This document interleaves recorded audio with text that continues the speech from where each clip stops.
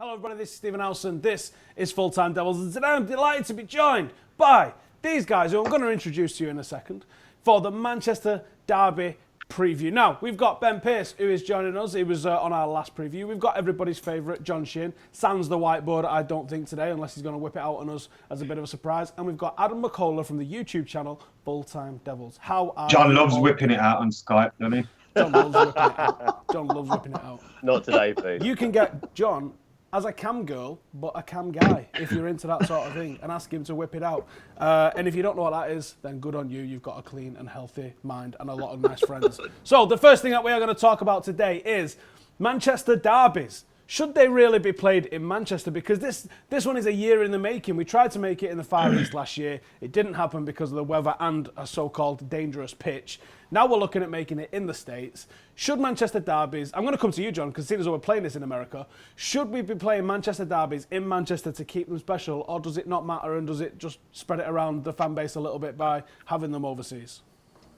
To be honest with you, everyone knows that this sort of tournament and this sort of preseason friendly, as much as the incentive for the teams is to sort of get the blood going in the legs again, to get the team back in shape, it's obviously for the commercial revenue aspect of things. And I think it's more so beneficial to the media to sell headlines, to sell punchlines like Jose Mourinho gets hammered by Pep, to sell papers, and it doesn't really sort of create the positive atmosphere, if not anything at all. Yes, you get a game against Manchester City, and perhaps you, as a coach or as a manager, you might be able to exploit things here and there. But overall, I'd rather keep these kind of games authentic. And I just want to make a quick comment with respect to the sort of atmosphere at these friendlies. A few years back, when they first had the ICC and Manchester United were participating, I was in Chicago watching the game against PSG, and I think I met Adam and producer Chris there.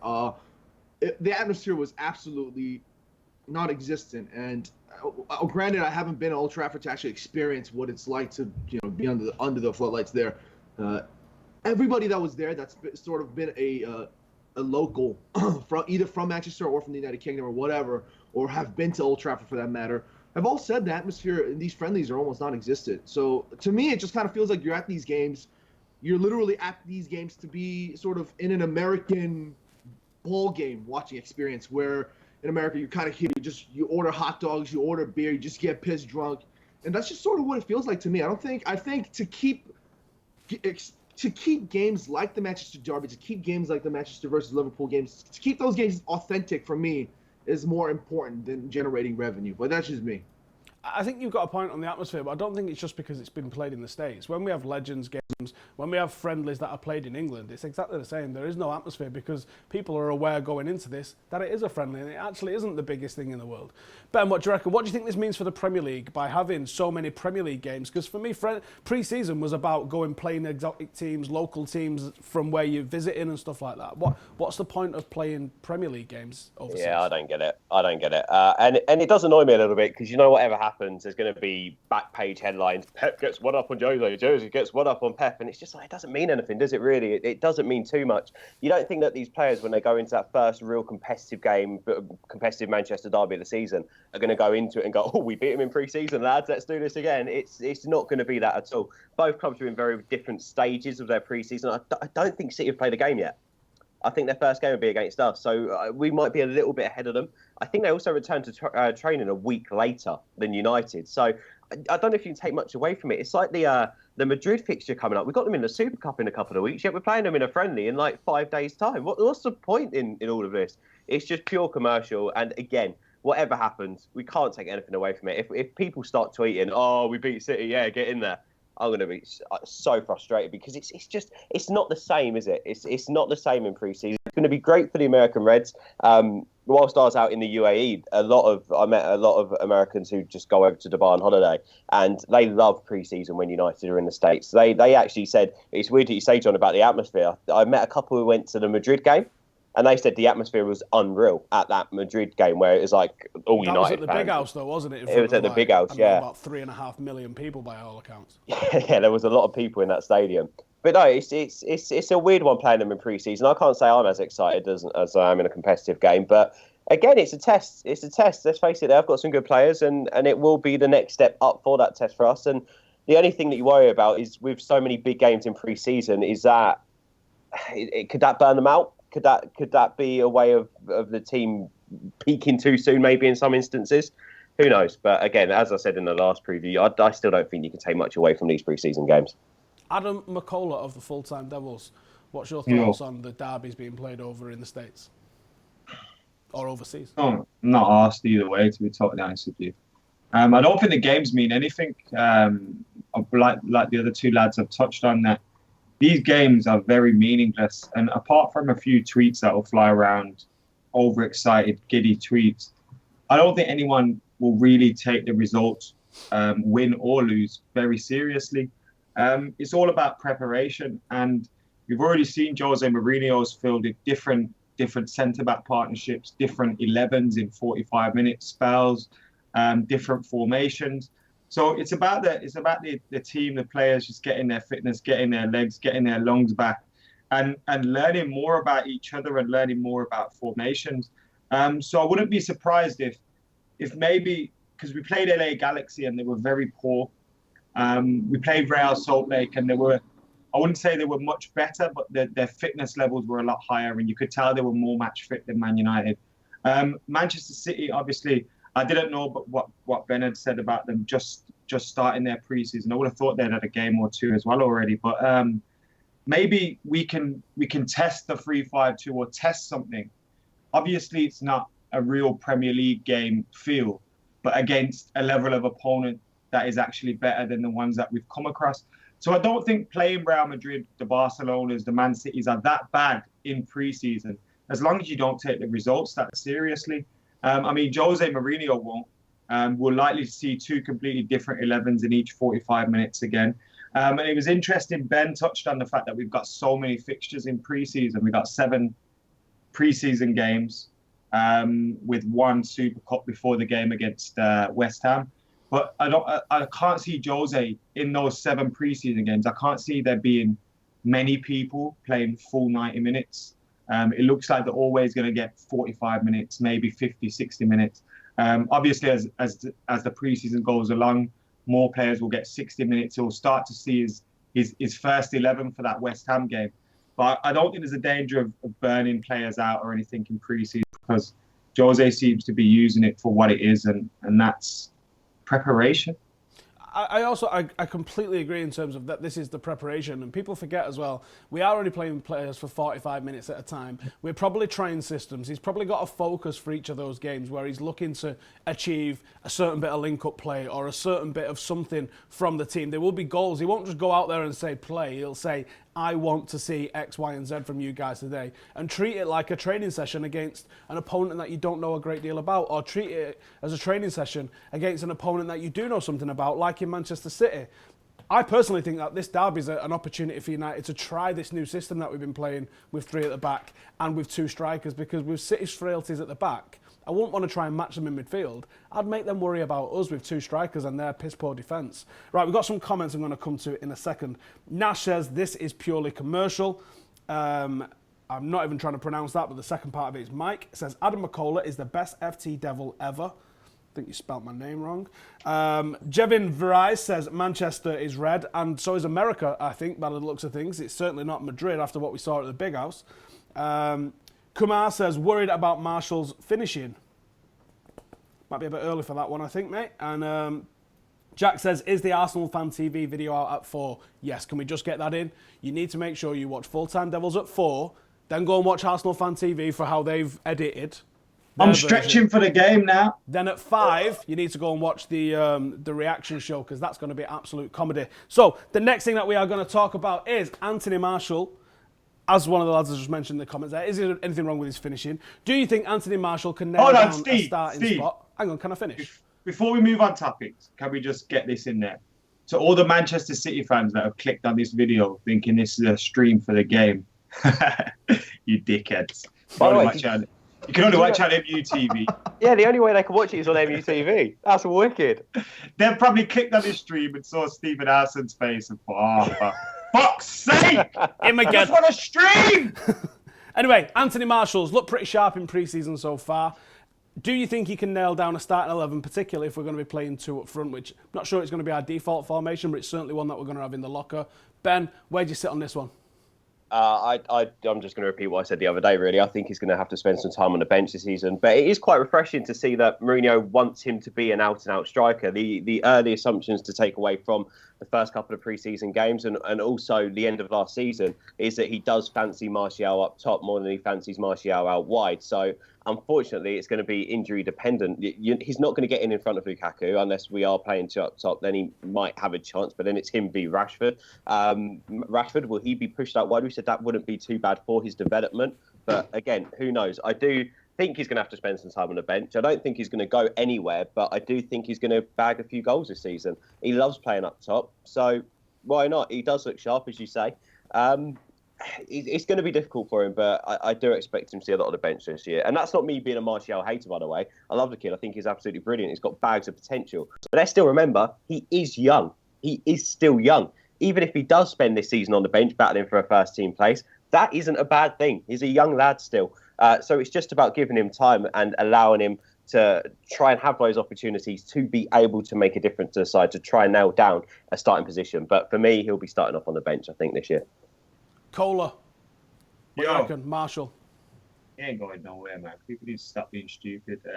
Inter Milan have been absolute pricks in their negotiations. Mate, I'm not even entertaining it, so I'm not even talking about him going anywhere. No, of course. I know what I'm saying.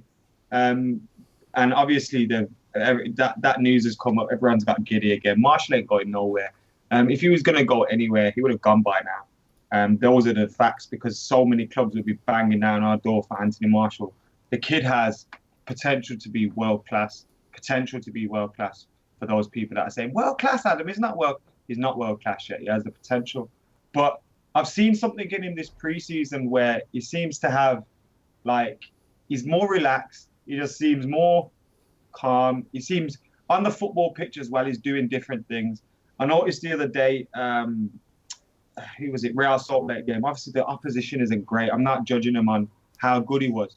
But the things that he tried, every time he got the ball, he did something different. One point, he cut back, whipped it in. One point, he dropped his shoulder, tried to beat the man. Another time, he came inside, constantly mixing it up. And also, people worried about him getting game time because we only play a one-striker system. If we play that 3-5-2, you could see him playing up there with Lukaku. I think that could work. We saw him play with Rooney in that 3-5-2 against Burnley, was it? When they both scored. Was it Burnley? So I think, look, we haven't got many strikers. We've got 3 number 9s, Rashford, Martial and Lukaku. Those players can play number 9. Out wide on the left, we've got maybe 1 or 2 players that can occupy that role. I think even if we signed Ivan Perisic, I can't see there being any issue with Anthony Martial getting football. The boy is talented, and he seems to have knuckled down a little bit as well. And you can see with Zlatan and Rooney leaving, look how many pictures United are posting of him these days. Look how many videos are coming out of him on MUTV. He kind of seems to have been pushed to the front a little bit since those guys have left. And yes, like Ben says, he may need to sit on the bench every now and then. But so what? So will Marcus Rashford. I'm sure so will Lukaku find himself on the bench at times, although he's going to be starting 75, 80% of the time because £75 million number 9 comes in. He's obviously going to play, but I don't think him being on the bench is a problem. We've got loads of games coming up, and I think Martial will get football. The cream rises to the top, and Martial is definitely that. John Shane, have you anything to add to what the lads have already said?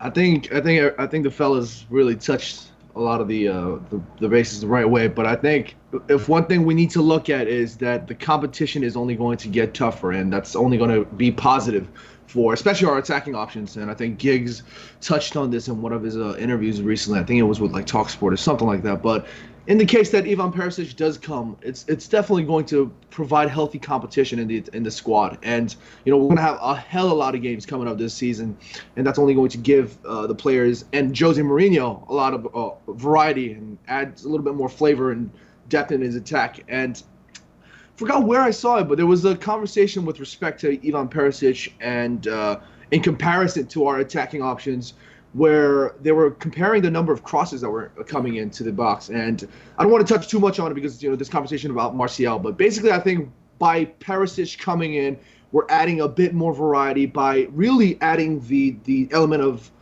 spreading that pitch as wide as possible and dropping balls and crossing balls into the box. And I think that's going to be allowing these other attacking options to, and I think Mikola touched it up perfectly with respect to, adding variety and trying different things, because I think this is only going to be healthy. And all in all, Martial, whether or not he's on the bench more this season or he's getting game time, it's going to be positive in terms of making sure that he's going to stay tip-top shape to make sure that he's up there on Jose Mourinho's list when he's picking his attacking options. Absolutely, I completely agree. I think Martial's got a big future at United, and people just rush to throw players in without understanding the graft that it needs to get to the highest level. We're going to go to a quick 30-second advert that some of you may see. Or maybe not. I think that's the norm that you don't, but whatever. We're going to go into the competition time now. This is the starting 11. I personally don't think we should be doing this for pre-season because it's an absolute madness when we're playing 45 minutes a half and all that caper. That's shown by the fact that Mikola is in the lead with 8. Mo is on 5. So we've already started counting. Yeah, we've already started counting. Mo and Suf season are on 5. Abdullah and Ben and Statman Daddy are all on 4. Not digging this in pre-season, but that is how we're playing it. These are going to get wiped, right? You what? These are going to get wiped before the season starts, right? Yeah, this is just our pre-season tournament, our starting 11 pre-season tournament. It doesn't actually mean it for the real thing. I have no idea. The gods don't tell me that. Adam, give us your starting 11 for the Manchester City game. Wait, I sent it to Chris a minute ago. One sec. So basically, what I did here was I went for options that we haven't seen play together yet. So we've seen Bailey Lindelof, we've seen Lindelof Jones, we've seen Smalling and Jones. So in my back four this time, I've got Bailey and Jones. I don't think those two have played together, and then that would allow Smalling and Lindelof to play together in the second half.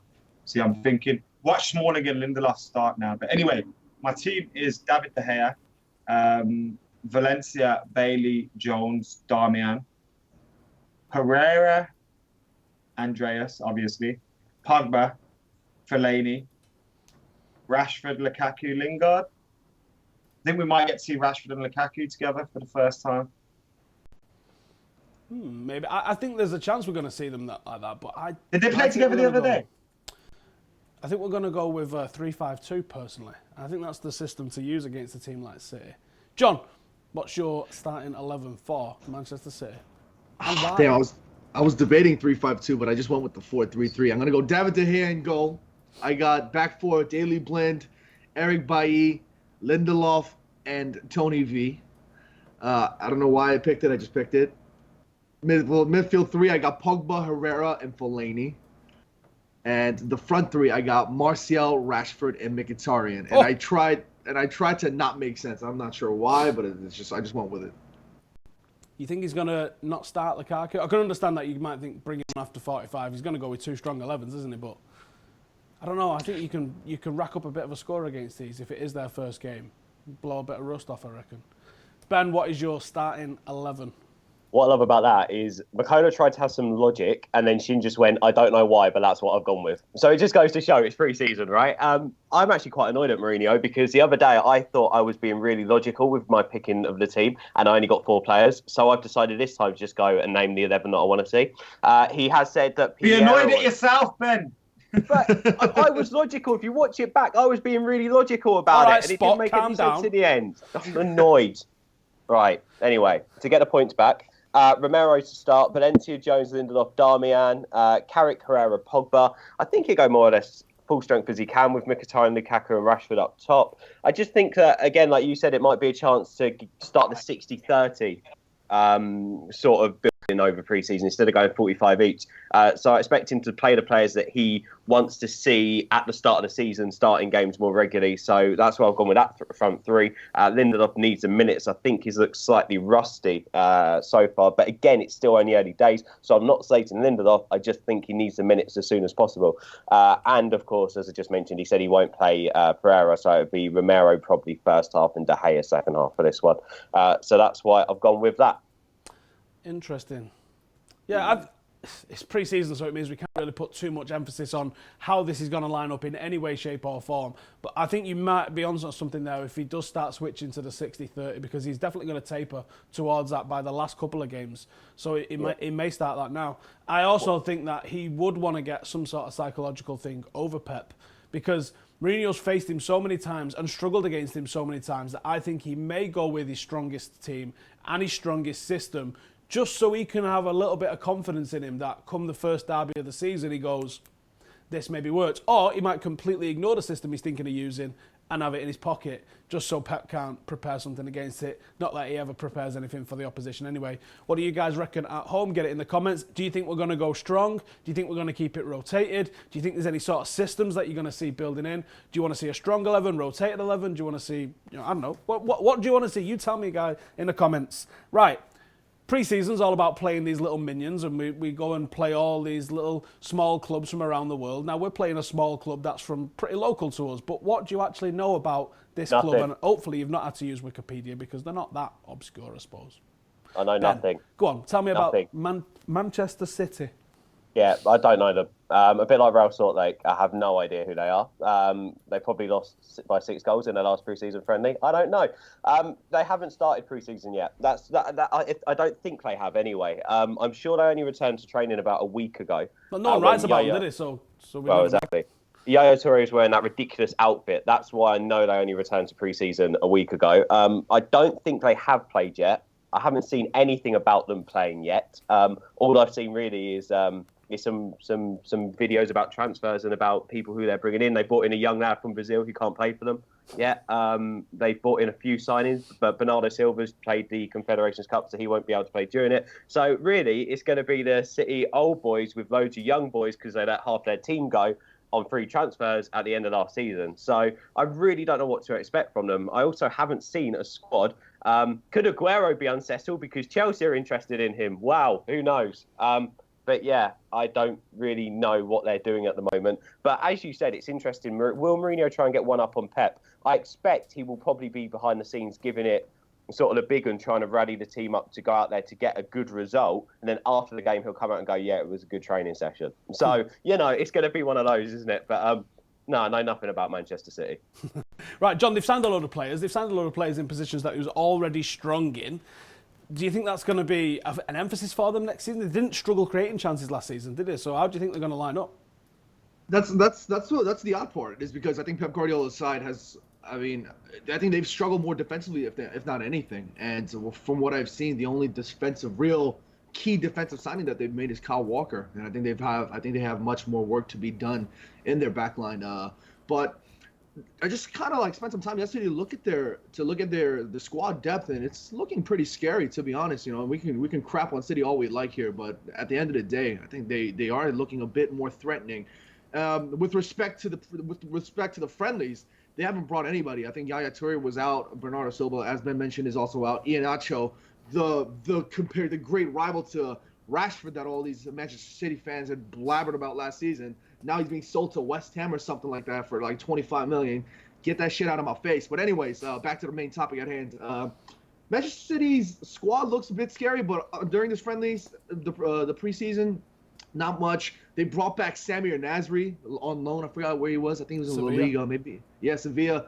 They've also brought Mangala back into their squad. So, I don't know. The preseason is just going to be preseason, but squad depth is looking a little bit scary in terms of attacking options. Adam McCullough of the Full-Time Devils. Are they any good? All right, innit? Like Ben says, though, with them just being their first, if it looks like it is their first preseason game, I've just been scrolling down their Twitter feed. Jesus, I feel sick looking at some of that shit. But I was trying to see if they had a squad there to see who's in, who's out. I can't really tell. Kyle Walker's training, Gabriel Jesus is training, Kevin De Bruyne's training, Sergio Aguero's training. So they've got some strong players there, and I'm sure they'll start a strong lineup. But I expect there'll be a fair few youngsters chucked into the mix with their team as well, because of the fact that they have got some players missing, like Bernardo Silva, who's just come from the Confed Cup. So it'll be interesting. But again, they're going to make wholesale changes throughout the game. It could be a case where after 45 minutes, United's first 11's battering their first 11, but then they make wholesale changes in the second half. Anything can happen. I don't think the score really matters, but you just don't want to get embarrassed, do you? And if we embarrass them, we can pretend it does matter just to wind them up. I actually think it's going to be... I don't think it's going to be an indicator of how the season's going to go, but I think United and City, from what I've seen so far, are likely to be the two deadliest teams in the league this year. So it's going to be interesting on a psychological front, at least, how that goes down with Mourinho and Guardiola. On the pitch, I don't think it's going to make much of a difference how this game goes down, but I think there might be some sort of thing at play with those guys. We've got one comment that we need to read out, which is from Flea90, which says, whiteboard guy should feature more often. I think you mean you, Adam. Is that because you're sitting in front of a whiteboard? Must be you, I think. Right, give us your predictions anyway. Give us a nice, juicy prediction. Don't just say, oh, whatever. Give me a goal and a score. Goal scorer and the score. John. I'm gonna go 1-1. I think it's gonna be it's gonna be 1-1. I'm gonna go for a Herrera screamer, and then I'm gonna go for a Mangala header. Okay, Ben Pearce. Wow, 1-0. That's a reason to stay awake, isn't it? Yeah, get up at 3 in the morning. Come and watch this draw. Yeah, just because you can watch it at 9 o'clock at night, John. All right, sorry. I gotta enjoy it once in a while. You know what I mean? Do you know what? If it's as hot as everyone's saying it is out there right now, John, is it? Oh, it's hot as shit. Yeah, It's Texas, isn't it? It's even hotter. Yeah, I think they're in Houston. So they had their first training session yesterday. We're a good week ahead of them. I'd be disappointed if we don't win it, just out of fitness and the amount of game time that the boys have already had. I'm going to be a bit more optimistic and say 3-1, so a few goals, although I got my prediction against Real Salt Lake so wrong the other week. I'm going to go for another Lukaku. Go on, we'll go with a Herrera screamer as well, John. I know you want to see that. And let's say Rashford's going to pop up with 1-0. And for them, just some guy from the youth academy trying to make a name for himself. McCullough, what do you reckon? Score prediction? 2-0 United. Well, thanks for coming. You've been really insightful and excited today. You absolute win. Why should be 2-0 United, though? You guys, I'm not going to ask... to waffle on when I'm right. Shut up. Right, you guys, I'm not going to ask you guys at home to give me your prediction for United and City because we know that doesn't matter, but there is a game that absolutely matters. So get your predictions in for Full-Time Devils versus Arsenal Fan TV. Just start banging away on that keyboard right now. Who's the score? Who's the scorers? And who wins this game? Get it all in the comments below. There's going to be tears! Make sure you're here at 4 o'clock to watch this one. 4 o'clock it goes live on Full-Time Devils. 4 o'clock it goes live on Arsenal Fan TV, which will be like a North Korea version of what actually happened. And 5 o'clock for the live reaction show over on Ball Street. This is the most important game of this week, so make sure you don't miss it. Thank you guys for watching. Subscribe, give these guys a follow on Twitter, and we will see you at 4 o'clock. Laters.